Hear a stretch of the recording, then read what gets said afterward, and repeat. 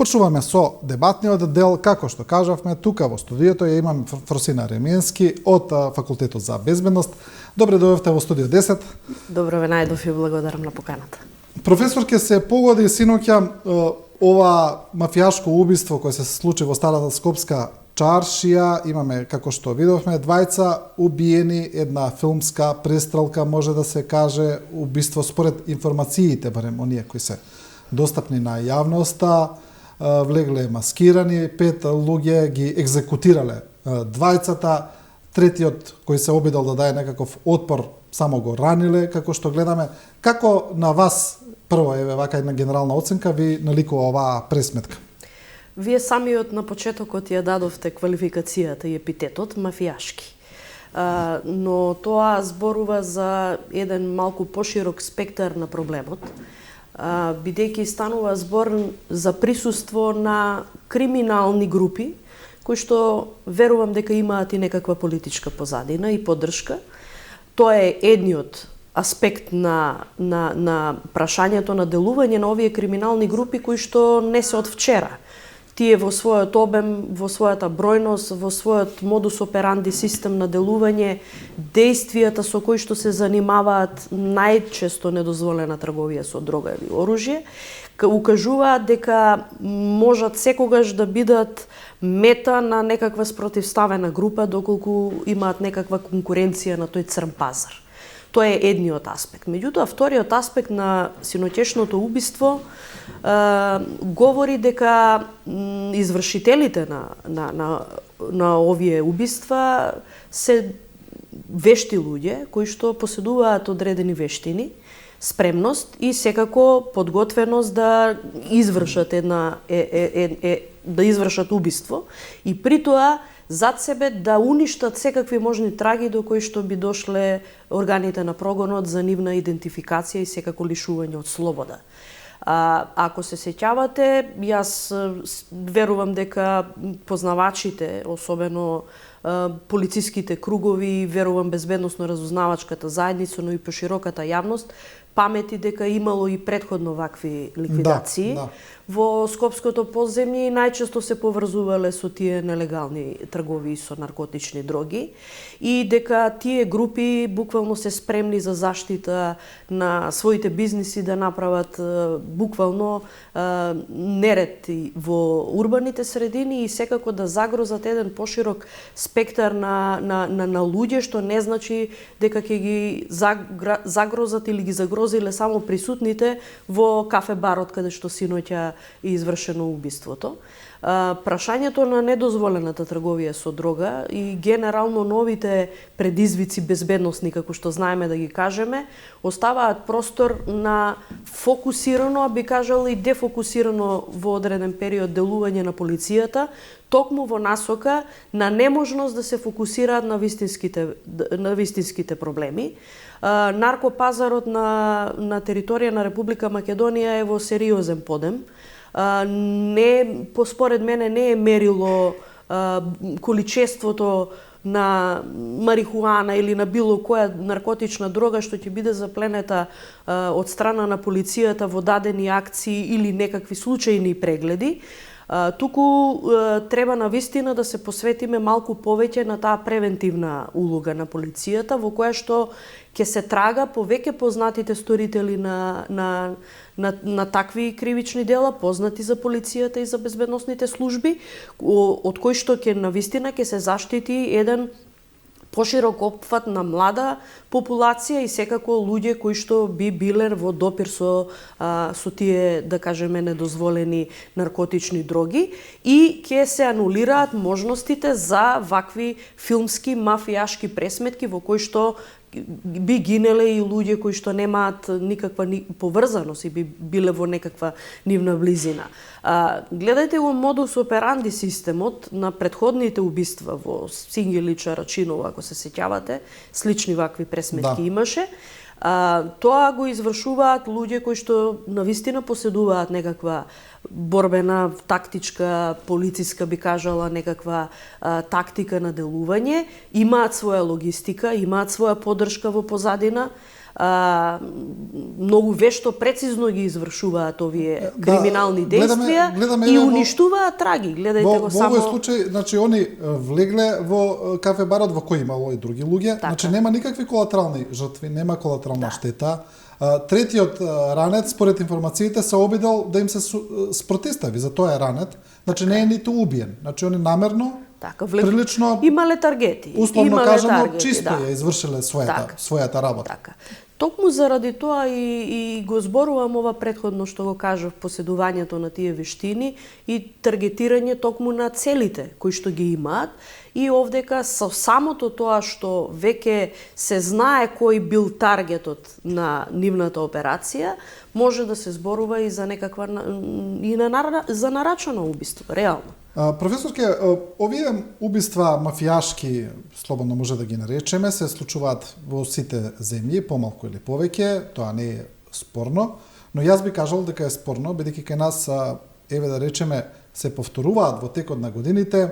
Имаше спомнавте Рачиново, имаше во Скопје Север, имаше на Партизанска, имаше па и тоа покањето во Александар Палас, каде што истиот овој беше поврзан. Кај нас е проблем што во тие пресметки, значи убиците и нарачителите не се откриваат. Ние немаме откривање на ова. И сега цело време ни се повторува некаков циклус во кој ние предпоставуваме дека тие вооружени групи меѓу себе се ликвидираат, се елиминираат и така натаму, но полицијата не открива ништо. И претпоставам тоа е проблемот. Тоа е најголемиот проблем, го спомнав во првиот дел на моето говорење во врска со оваа проблематика. Може би проблем е и не само непревенцијата, туку и недоволната фокусираност да се открие логистичкиот дел на тие криминални групи, кои што верувам се и во рамки на институциите кои што имаат. Ова го повторувате повторно, би сакал тоа да го елаборирате. Што значи тоа недоволна фокусираност? Па недоволна фокусираност, знаете, ние кога има одредена, да кажеме, конкретна активност или кога има одредена конкретна полициска акција во на проверена информација, тогаш се реализираат одредени полициски акции за апсење на одредена криминална група која што се занимава со недозволена трговија на дрога или на оружје. Меѓутоа, превентивниот дел што значи? Превентивниот дел значи кога немате точни информација, ги знаете обкружувањата и ги знаете безбедносно интересните луѓе во таа сфера на делување, вие можете постојано да ги превенирате нивните делувања. Вие знаете, имате неколку криминални групи кои што не се табу веќе тема во скопското подземје, како што го нарековте. Меѓутоа, ние не гледаме никаква полициска интервенција во тие региони и реони во Скопје, каде што на вистина имате не само недозволена трговија, туку имате, да кажеме, и крадење на автомобили. Буквално имате се од лепезата на криминални действување. Тоа е јавна тајна, Јас знам и повеќе од ова што вие го кажавте, меѓутоа, кога зборуваме за овие групи, факт е дека треба да се обезбеди социјеталната безбедност на граѓаните на Скопје. Ова еве сега зборуваме за некое мафијашко вешто извршено убиство на таргетирани луѓе во затворен простор. Но замислете таква некоја неконтролирана активност ако би се извршила некаде каде што има раздвижување, има граѓани, поминуваат деца. Значи тоа е нешто што навистина треба да биде во фокусот на полицијата. Дури и овие полициски делувања во делот на прегледите на привлез и излез од училиштата имаат цел да откријат дали можеби некои сомнителни групи лица, па дури и ученици можат да внесат во училиште недозволено нешто. Значи, оружје, ладно оружје, дроги и така натаму и така натаму. Значи, нас дојавите за бомби не ни се единствен проблем во училиштата. Таму имаме и други асоцијални однесувања кои што бараат некаква специјална превенција и општа и специјална превенција. Зборуваме за врсничко насилство, но немаме доволно механизам и спремност да ги откриеме, детектираме агресивните однесувања на одредени поединци, нивното влијание на другите и така натаму. Што значи, социјалната безбедност подразбира проактивно, не реактивно делување на полицијата, туку проактивно делување на полицијата со претходно осмислени превентивни планови кои што ќе опфаќаат повеќе прашања кои што задираат во превенцијата. Да. Превенцијата од наркоманија, превенцијата од безделничење, превенцијата од насилство, превенција од се што може понатаму да изроди поголем безбедносен проблем. Има професорке едно прашање кое цело време лебди во јавноста, за кое не се зборува, јас би кажал, воопшто, а тоа е цело време кога ги имаме овие убиства, мафијашки престрелки, трговијата со дрога како еден од најсериозните причинители за криминало, да речеме, но и останатите, како што се кражбите, лихварството за кое не се зборува премногу, проституцијата. Дефинитивно, да. И кога ќе зборувате со луѓето, со обичните луѓе, тие веднаш ќе ви кажат, поврзано е тоа. Значи, сите се сомневаат дека постои некаква поврзаност. Сега не зборуваме ние дека тоа е систем, но дали за тоа недоволно се зборува за евентуална поврзаност на луѓето во безбедносните служби со тоа криминално подзем? Може не за систем, но подсистем, да. Ние на нашите студенти на Факултетот за безбедност, кога им зборуваме дека и во рамките на самите институции постои субкултура, која што е во основа негативна, тоа подразбира дека и во рамки на одредени организации, ако зборуваме за полициската организација или за било која, има поединци кои што имаат некаква поврзаност, блиска, потесна, подалечна, со одредени структури кои што може би даваат некаква логистика или заштита за неказнивост на токму тие групи, или пак може би премолчуваат во рамки на нивното колегијално работење со своите колеги, некакво лошо поведение кое што не е професионално. Секако тука не ја занемарувам корупцијата, бидејќи за да може да нема такви посилни, позајакнати превентивни активности на полицијата или реални акции во овие средини, јас верувам дека тука и корупцијата си ја има својата улога во целокупниот тој нефункционален систем. И најчесто е многу тешко да се борите против тие групи, а без при тоа да видите дали има навистина тие групи имаат своји логистички кели во институциите кои што може би им дават некаква заштита. Добро, тоа се докажа во онаа една акција која беше за апсење толку за оваа група во Грчец, кога акцијата беше пробиена, тоа излезе во јавност. Дефинитивно, меѓутоа и по тоа прашање каде е исходот? Да. Ние по најважните прашања за таа социјална долгорочна превенција на безбедноста на граѓаните ние немаме исходи. Ние имаме исходи на дневна основа на нешто што може би таргетира еден или двајца се оштетени, но заедницата ако ја гледате на долг рок како ќе функционира и какви вредности ќе промовираат младите или во какво обкружување ќе живеат, тогаш ние имаме навистина проблем со тој момент. Ние имаме проблеми со легислативниот дел. Еве, например, до скоро не знаев, не ми влегло во фокусот, меѓутоа измените на кривичниот законник во членот 215 што регулира прашање на недозволена трговија со дроги и пуштање во промет на наркотични средства и прекурсори, има еден вметнат став во кој што се вели дека доколку запленетата или фатената наркотична дрога е за лична употреба на тој што е фатен со дрога, нема да се казни. Па замислете сега каква тоа лепеза и дискреционо право остава на органите на прогонот, дали некого ќе казнат или нема да казнат доколку му најдат некоја количина на дрога во себе. Ако каже дека му е за лична употреба. Но тоа е претпоставам поврзано со количината. Па сега нема во законската одредба, нема помала. Тоа знаете помало поголемо еластик релативно, систем, значи релативно, може да. да се остави на слободното толкување на тој кој што ќе оценува колку е тоа малку, а колку е тоа многу. Ќе дојдеме во ситуација тие уличните дилери кои што се познати за полицијата и кои што се први на мета при откривање на вакви, да кажеме, активности на недозволена трговија, да имаат, да носат секогаш количина во себе за продажба, но да кажат дека еве име за лична употреба, бидејќи полицијата ги знае тие лица. Обично се повратници од затворски казни, значи зборува, но тука зборуваме за оние, би кажала, ситни дилери, ситни криминалци. Овдека, кога веќе доаѓа до убиства, овдека не станува збор за нешто мало. Овдека станува збор за, верувам, за многу поголем интерес, кој што верувам дека не вклучува само криминално однесување на групите. Туку има и некаков друг мотив кој што треба да се бара во рамки на истрагата.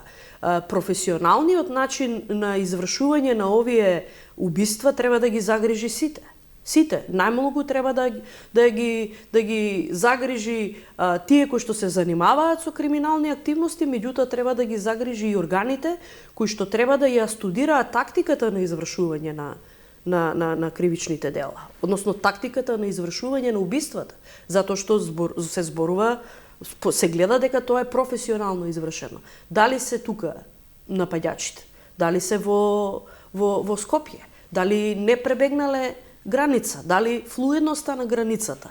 Значи, тоа е нешто што отвара една широка дебата не само за институциите, туку и размисла да се види како до најситна клетка да се испревенираат овие социопатолошки појави, кои што знаат да тргнат многу бенигно, многу навиду невознемирувачки и незагрижувачки, а да добијат утре некои сериозни, да кажеме, сериозни размери. Еве, последната вест кажува дека американската ДЕА во Тирана отвара канцеларија. Да. Што кажува тоа? Значи, тоа кажува дека професионалните полициски организации кои што се занимаваат со сузбивање и спречување на недозволена трговија на дрога веќе го имаат детектирано регионот како едно жариште во кое што навистина се одвиваат не само тие транзитни рути кон Европа, туку и навистина нешто што може да го загрози регионалниот мир и безбедност и функционалноста на институциите. Таму каде што имате недозволена трговија со дрога, имате и корупција. Токму заради неоткривањето на овие действија на нарачатели, на извршители и секако на оние главни босови за трговија со наркотични Ние, дроги. например, во сите тие големи акции за заплена на дрога кај нас, кога ќе прочитаме, на крај излегува дека тие се под некаква координација со ДЕА. Значи, под 99, ако не и 100% случаите, зборувам за големите заплени. Меѓународните истраги кажуваат дека тие најчесто се одвиваат преку таа меѓународна полициска соработка. Или други меѓународни структури. Не е битно.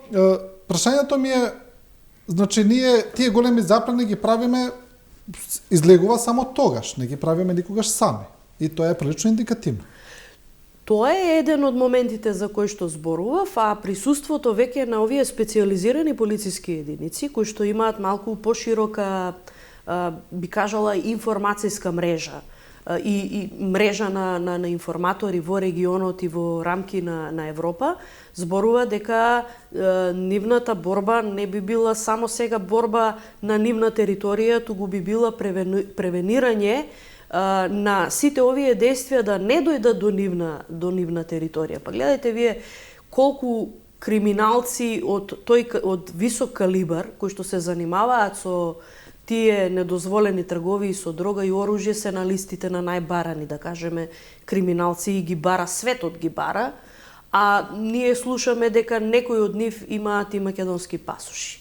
И сега, знаете, може би во дадена ситуација или операција тие професионални полициски организации како ДЕА имаат потреба за, да кажеме, уфрлување и филтрирање на undercover агент во рамки на таква некаква групација, меѓутоа кога ќе се види, да кажеме, кога некои недоволно силни и интегритетни институции ќе видат дека постојат и други видови на условно кажано бенефит од такви некои учества во undercover операции, тие може да станат буквално неконтролирана структура која што може да извршува и други платени услуги од некој кој што нема институционален или државен бекграунд, туку може да има приватен интерес. Сакам само уште ова да ве прашам на оваа тема. Го кажавте тоа во првата реченица, дека верувате и во некаква политичка поврзаност со овој случај. Знаеме дека политиката, политичарите, сега тоа е една генерална категорија, знаат да ги користат тие криминални подземни структури за извршување на некои своји цели. На тоа ли мислевте кога ќе кажете дека верувате и во политичка поврзаност во овој случај? Па знаете, сега политичката поврзаност не секогаш ја лоцирам во партиска приврзаност, пошто политичката е многу поширока. Ако земете да направите една современа анализа, ќе видите дека единствено непробиени криминални групи се меѓу партиските криминални структури. Значи, тие немаат ниту партиска, ниту етничка позадина. Значи, тие извршуваат одредени интереси и услуги кои што се за бенефит на пошироката, да кажеме, политичка сцена, која што во даден момент може да предизвика и вакви случувања. Не алудирам дека нешто вакво стои за овој случај, меѓутоа кога зборувам криминално-политички, мислам и на целокупната она што го зборував на почетокот, дека институциите ги води власт политичка. Денеска е една партиска провиниенција на власта, утре може би е друга.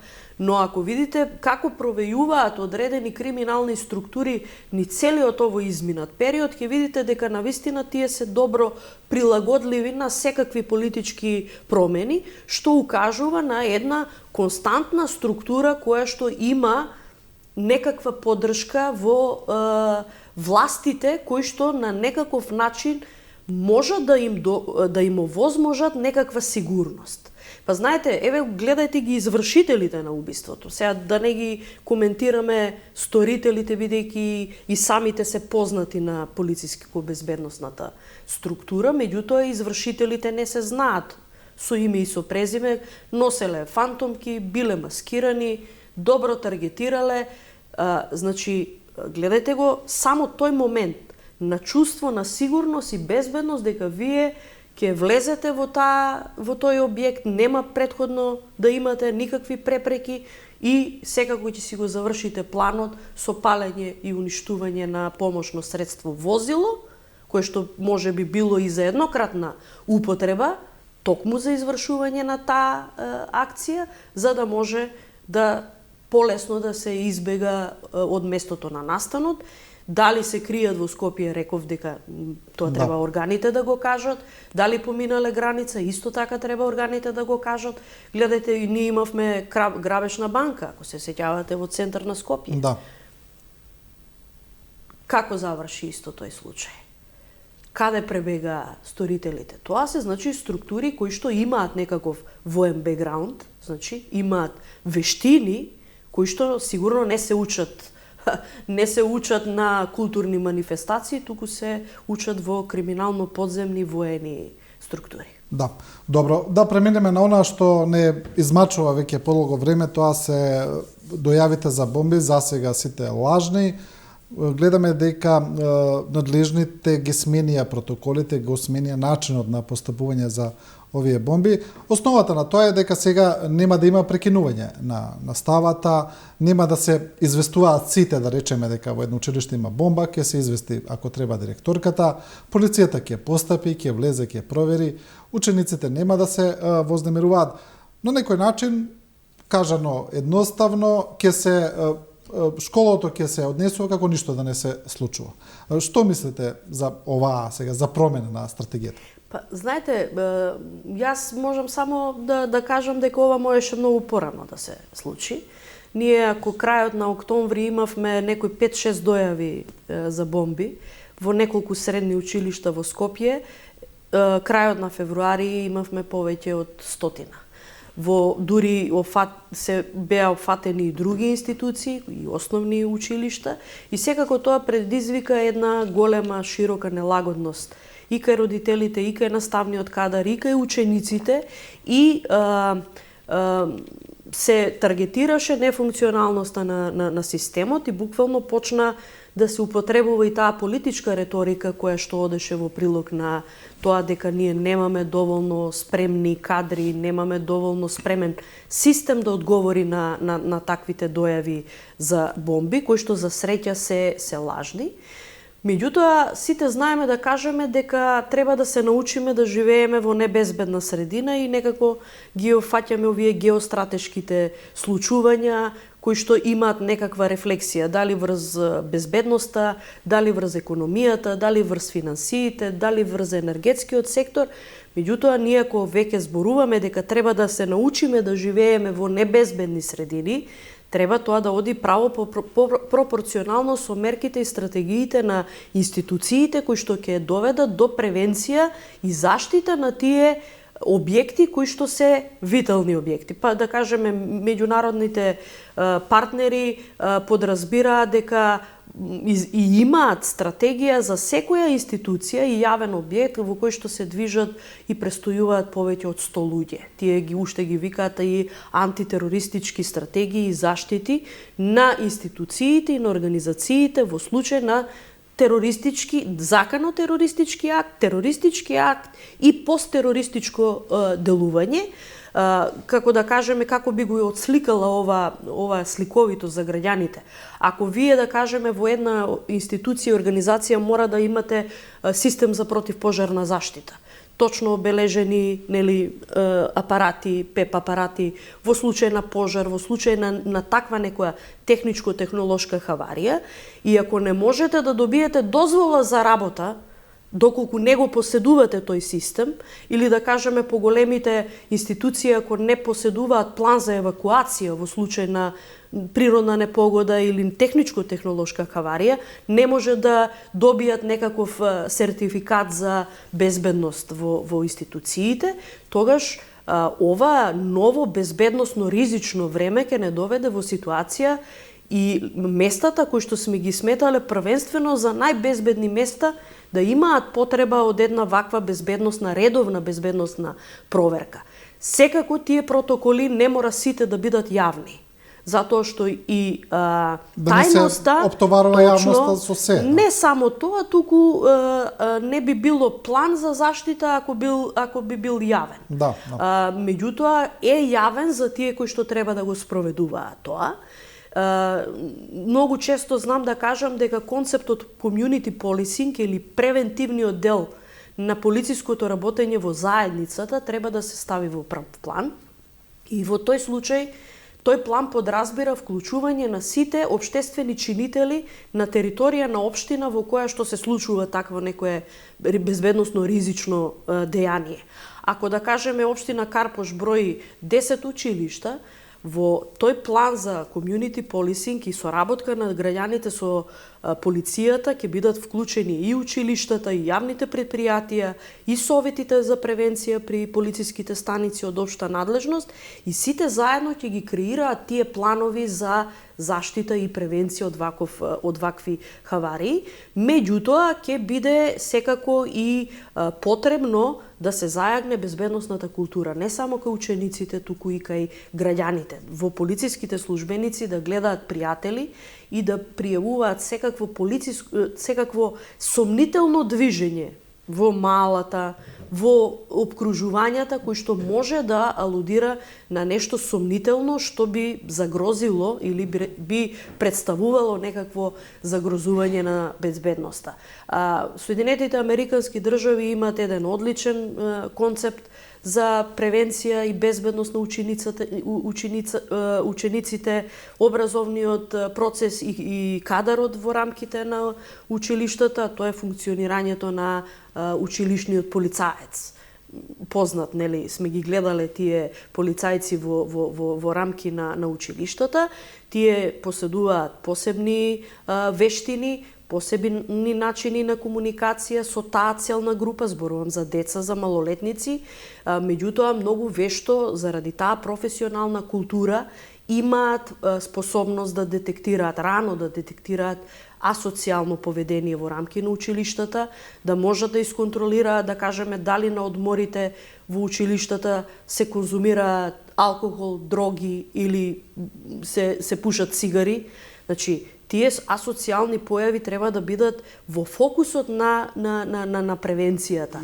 Во тие, би кажала, рани фази кога треба да се анулира агресивноста кај младите, врсничкото насилство, булингот за кој што зборуваме, сето тоа не може да го прават само стручните служби во училиштето, туку треба да се зајакне и едукативниот дел на учениците, да немаме шалење при некаква дојава за бомба, па децата да си прават шеги затоа што се лажни и да се радуваат затоа што ќе губат од часови, туку навистина да имаме еден сериозен пристап и од самите млади кои што утре како академски возрастни граѓани ќе знаат и самите да бидат дел од таа една превентивна целина и систем кој што ќе го пренесуваат понатаму. Да, превенцијата и безбедноста не се поврзани само со дојавива за бомби на училиштата, тоа е еден подолготраен процес и систем.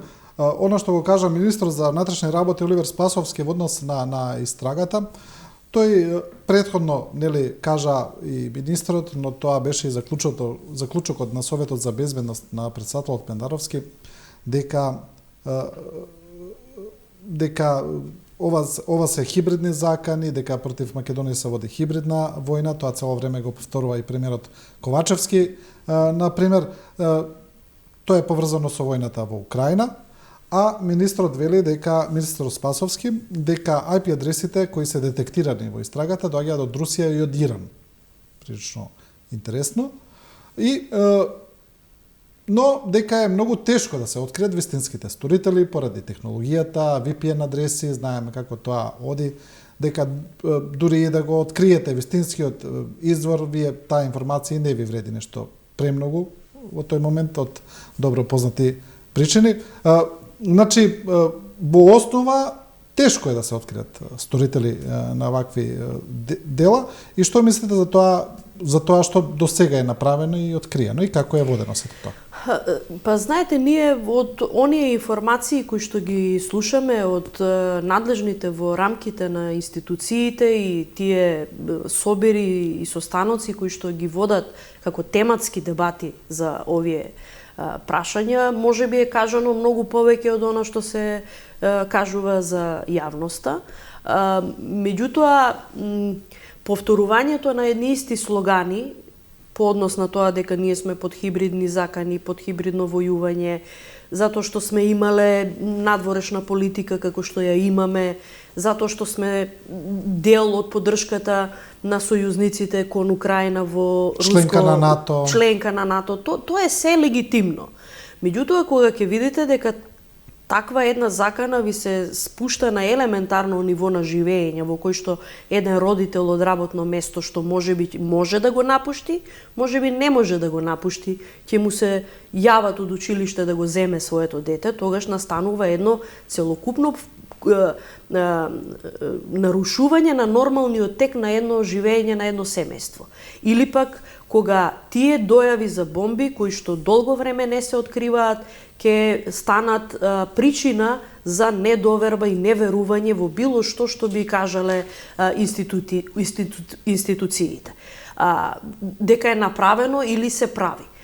Овие новите технологии и виртуелниот свет кој што е можеби најнерегулираната сфера во рамки на меѓународното право, подразбира една неможност да се допре и да се дојде до секој сторител, затоа што ние не знаеме навистина дали зад овие дојави или било какви понатамошни извори на загрозување од ваков тип, сличен или ист, стои реално човек. Можеби стои еден човек вештачка интелигенција и едни современи информацијско-компјутерски и телекомуникацијски системи кои што може на вештачка основа да генерираат и да произведуваат вести кои што се пласираат до целна група до која што е замислено тоа да дојде. Секако ние имаме ризични подрачја, ние имаме подрачја кои што и НАТО алијансата и секако стратешките сојузници ги имаат детектирано како извори каде што може да се очекува некаков вид на ваква хибридна закана и секако тоа се Иран, кој што е под некакви санкции од меѓународната заедница заради нуклеарните програми и секако конфликтноста што ја има со земјите од Блискиот Исток. Тука е Русија која што е веднаш е вклучена во најсовремениот облик на конвенционално и неконвенционално водење на војна во 21 век со Украина и секако сојузниците кои што се на страната на Украина, но тоа не треба да ги затвара системите во една декларативна реторика која што граѓаните не ја разбираат. Тоа, како што кажав и претходно, треба да оди право пропорционално со превентивните механизми. Мислите, да научиме да не се користи само како изговор? Да не се користи само како изговор, туку навистина плановите за заштита и превенција и одвраќање на ваквите закани и секако превенирање на она општествена социетална безбедност која што нема да доведе до загрозување на чувството на безбедност кај граѓаните, ќе биде на ниво на конкретни мерки кои што ќе ги пременуваат сите институции и ќе можат лесно да ги детектираат. Знаете, димфил спектарот на хибридни закани кои што НАТО го постави на почетокот на руско-украинскиот конфликт 2014 на Крим, значи подразбира дипломатски, информацијски, економски, енергетски, економски, разузнавачки, криминални и секако вид на закани кои што не се конвенционално препознаени исклучиво како примена на вооружени воени средства за остварување на одредени цели. Гледајте ги дипломатските, анализирајте ги кои што вклучуваат и разузнавачка компонента и пропагандно-субверзивна информацијска војна, што е примарна цел на хибридните закани, креирање на јавно мислење, рушење на сликата за довербата во институциите, дефокусирање од општествени процеси, фокусирање или насочување на одредени општествени процеси во насока посакувана за тој кој што напаѓа. Вклучете ги само економските мерки, политичките мерки и сите останати ќе видите дека ние, ако немаме трета светска војна во смисла конвенционална, како што ја гледаме во Украина, која што се води на нејзина територија, сите неконвенционални начини на војување ние ги имаме и во земји кои што се прилично ги сметаме како прилично безбедни, а се сериозно загрозени од овие се уште недоволно препознаени закани. Зошто зборувам се уште недоволно препознаени? Затоа што субверзивните разузнавачки операции, кои што имаат во своја основа пропаганда, информација, дезинформација, пласирање на лажни вести со цел да создаде ремет во самото општество, се познати само за тие кои што ги применувале тие мерки. А тоа е најчесто безбедносно-разузнавачката заедница. Тие не се познати, да кажеме, на образовните институции или на здравствените институции. И сега кога доаѓаме во време во кое што ние зборуваме за тие хибридни специјални закани, кои што во основа се пропагандно-информацијски, ние мораме да спуштиме стратегија на борба против таквите закани до секоја една клетка во зависност од спецификите. Ако е за училишта, протокол за училиштата. Ако е за здравствена институција, протокол за здравствената институција.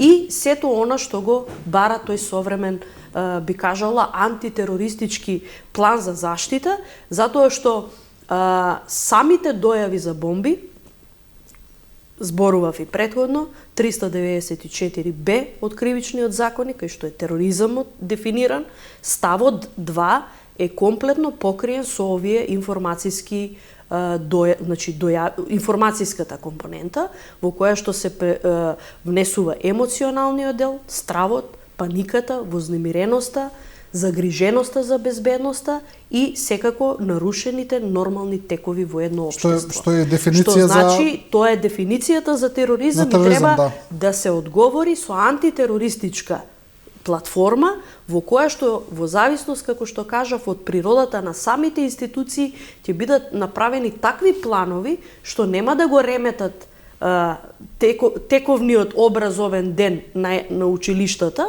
туку ќе има редовна проверка на сите можни инфраструктурни ризици, критичната инфраструктура во самото училиште. Па гледайте, ние велиме, никој не го отвара вака прашањето. Ние велиме има дојава за подметната бомба и за експлозивна направа.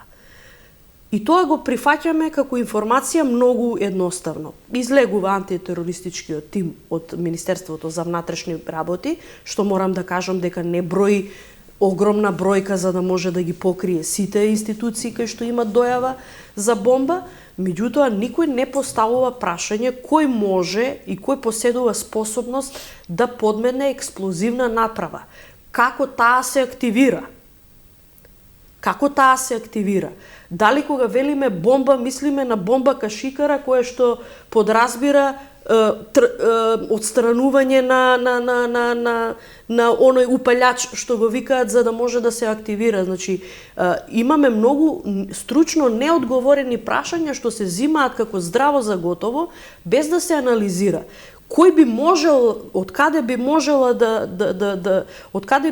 да дојдат тие структури кои што имаат добро познавање за ракување со експлозивни направи, со бомби. Дали одредена институција која што има магацини со вакви, би кажала, експлозивни материјали, пријавила до надлежен орган некаков недостаток на такви материјали за да може да се предпостави веројатност дека такво нешто може воопшто да се случи. Или замислете едно училиште кое што има котел што се на мазут за затоплување. Дали мислите дека е потребна бомба или самиот котел е бомба доколку некој не умешно и нестручно ракува? Но тие се секако критична инфраструктура во рамките на самото училиште.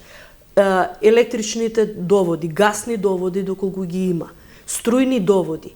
Сето тоа, ако не се управува стручно и професионално, може да доведе до било каква хаварија без вие да имате некаква поставена бомба. Па еден пеп, една плинска боца во дом, ако не соодветно се ракува, е експлозивна направа. Затоа мора да има обуки, едукации. Имаше еден прекрасен предмет што верувам и вие сте го учеле, и ние сме го учеле во средните и во училишта и на факултетите, општествена самозаштита. Тој предмет што се студираше и што се изучуваше, го подготвуваше населението за елементарна првична реакција и одговор при пожари, при поплави, при земјотреси, при техничко-технолошки хавари, и при укажување на лекарска и брза помош. Значи, ние мораме да почнеме да ги враќаме тие, би кажала, заостанати, но доволно познати механизми од кои што ќе учат младите и ќе знаат како да реагираат во дадена ситуација. Професорке, уште малку само да ја прошириме сликата, значи, веќе кажавме, ако сите надлежни институции и личности, почнувајќи од премиерот, министрот за надворешни, министрот за внатрешни, велат дека против Македонија се води хибридна војна и како што вие велите, тоа не е вооружена војна, но сепак војна е војна и сепак таа гледаме што предизвикува. Значи имаме едно пореметување на образовниот процес. Со пореметување на тој образовниот процес имаме, според ова што го кажува министрот Спасовски, колку интервенции се направени, колку полицајци учествувале, колку пари се потрошени. На некој начин и парализа и на полициските структурите кои се преоптоварени со таа работа. Потоа имавме неодамна напад на Фондот за здравство, која е најголема дата база на податоци во Македонија воопшто, каде што беа загрозени сите тие податоци. Случајно или не знаеме, но сепак се коинцидира со ова. Имавме и други низа на други хакерски напади, но имаме уште еден исто така заклучок на Советот за безбедност на претседателот Мендаровски дека ова што се случува од соседна Бугарија е поради руското влијание во Бугарија, доаѓа поради тоа, значи имаме уште едно на некој начин загрозување на државата преку друга форма на делување. Имаме отварање на бугарски клубови во земјава поврзано со тоа. Сега, значи имаме еден широк спектар на напади против државата и како што кажав, самите институции признаваат дека тоа се напади и хибридна војна. И сега дали вие мислите дека институциите, безбедносните служби, ние не знаеме што прават, тие сепак си работат тајно од јавноста, но дали сепак на некој начин сеопфатно се справуваат со ова, бидејќи ако е така како што кажуваат, работата воопшто не е наивна. Секако дека воопшто не е наивно се што се случува и сите овие заклучоци кои што се донесени на седницата на Совет за безбедност имаат подваријанти.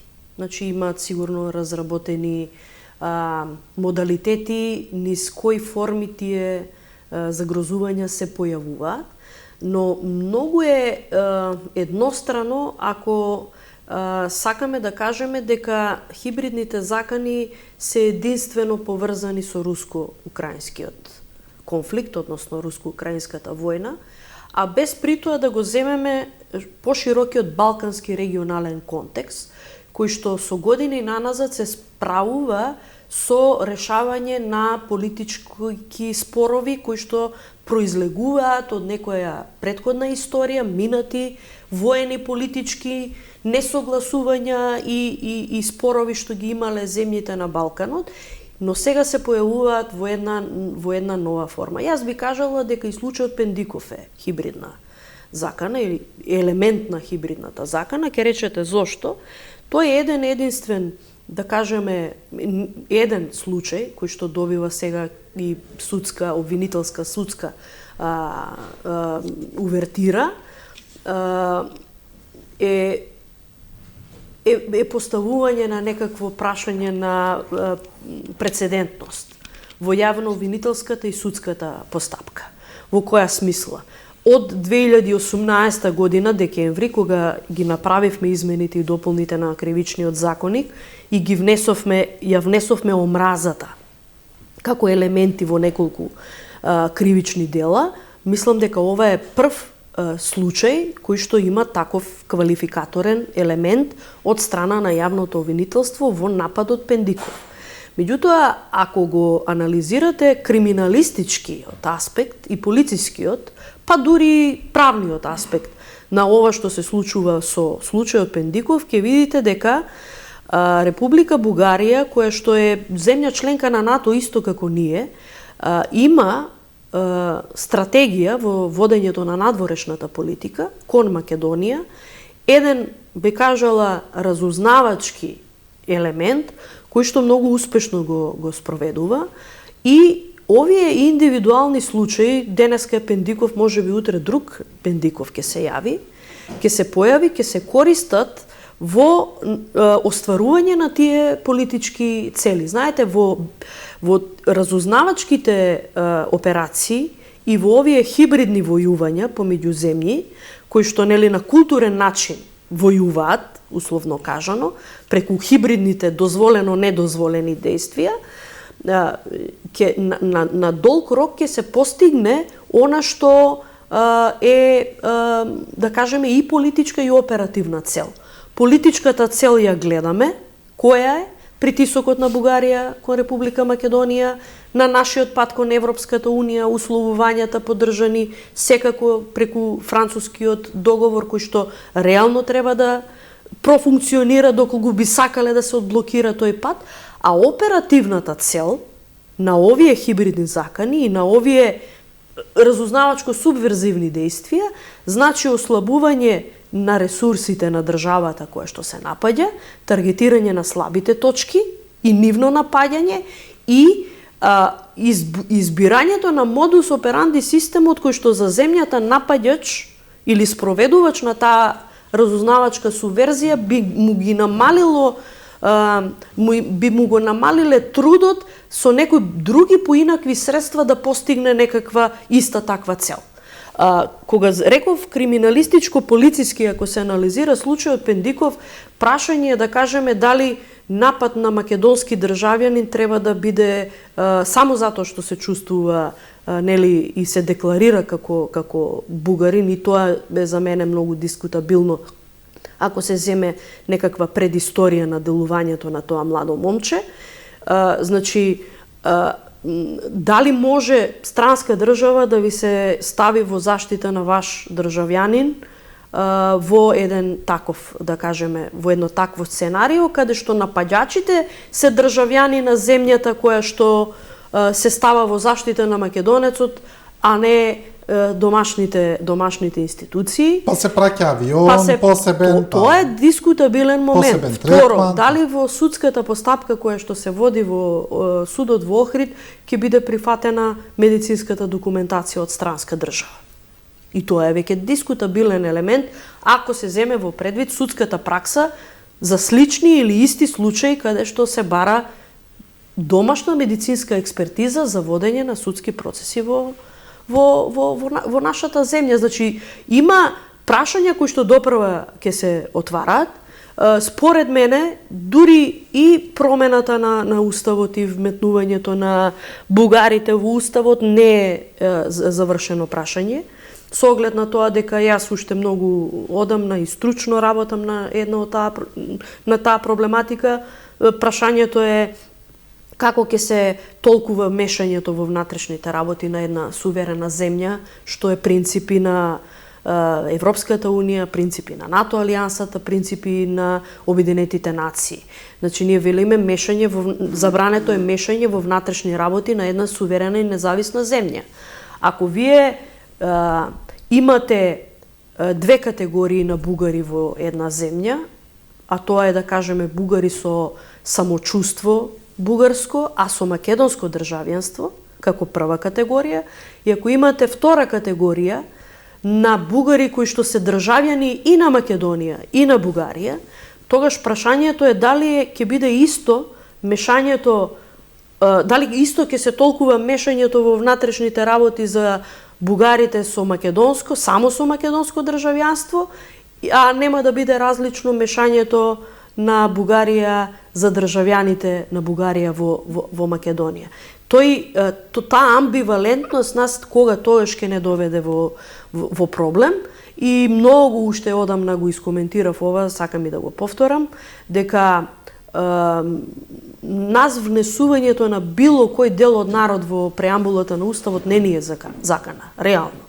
Но нас ни е закана по уставниот поредок, закана ни е правичната и пропорционалната застапеност на заедниците кои што не се мнозинство во органите на државна управа, што како една афирмативна акција во постконфликтна Македонија со амандманите со рамковниот договор доведе до стабилизација на општеството, постконфликтна стабилизација, меѓутоа на долг рок, ако тоа стане клjuč за вработување, клjuč за било што како некаква поволност, толкување на дискриминација и така натаму, ние ќе имаме сериозен проблем во иднина во таа насока, и може би треба да се размислува ако воопшто се отвори Уставот за уставни измени, иако е многу дискутабилен и периодот и секако општествената атмосфера, многу малку се работи на таа јавна дебата, зближување на